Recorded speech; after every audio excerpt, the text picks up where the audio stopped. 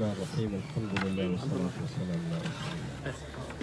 ما كان من جوتارك من يفشكشي كنتها ونبي في عمرك عليه الصلاة والسلام كسك دمرد وفاتي ذكر دنجرا دفرمي مسلمانان دو دعاء بوبكن يكميان استغفروا لأخيكم داوي بول أخواب كان خوالي خوش بيت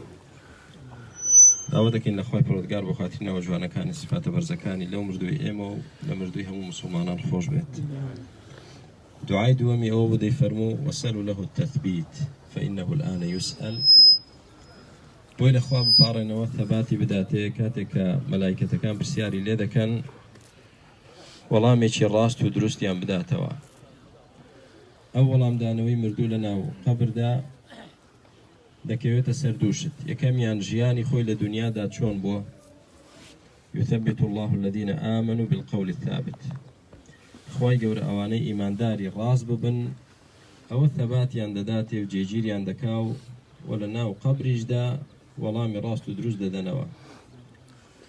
دووەم شت ئەو دوعای ئێستا ئێمە بۆ مردووەکەمان دەیکەین کە دەڵێن خوای گەورە بۆ خاتری ناو جوانەکان سیفاتە بەرزەکانت ثەباتی بدەیتێ وەڵامی ڕاست بداتەوە دوعای مسلمان بۆ مسلمان قبوڵە و تەئسیری زۆرە براکانم بۆیە تا لە ژیانداین باکردەوەی چاکەین و ئیماندار بین کە مردیشین با دوعا بۆ یەکتر بکەین ئینشاءالله بەخوا هەموو مڵک و سامانی دنیا و هەموو ژیانی دنیا ئێستا لەم دوو کەلیمەیەدا ماوەتەوە بۆ ئەو مردووە خوالەی خۆش بێت و ثەباتی بداتێ بەس ئەم دوشتە هیچی تر نییە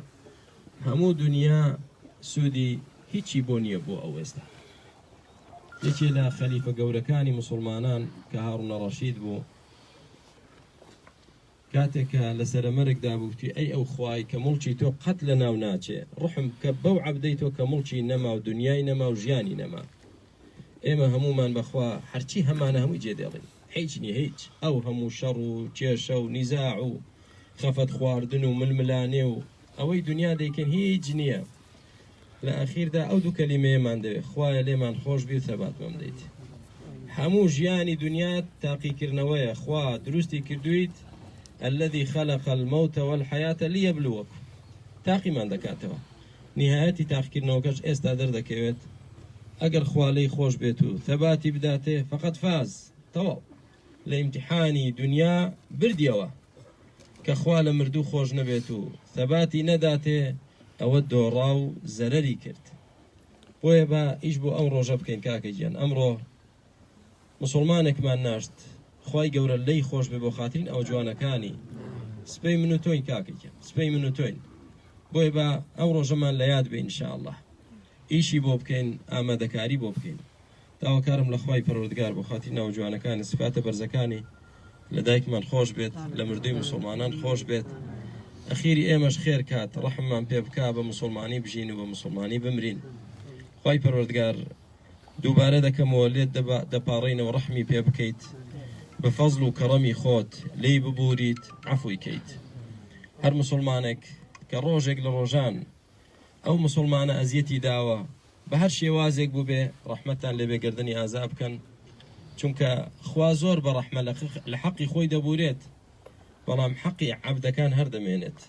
بۆیە هەر کەسێک کە حەقێکی دایکمانی لەسەر بوو بێ بە هەر شێوازێک خوا دەزانێت گەرنی ئازاکات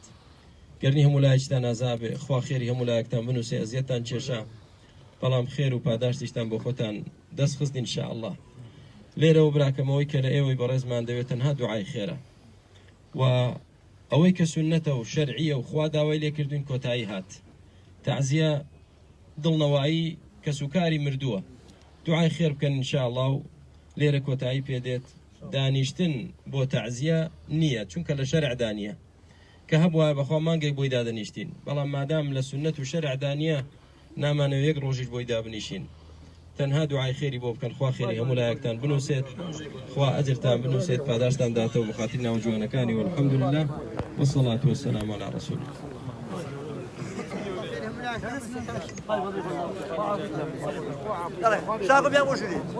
الله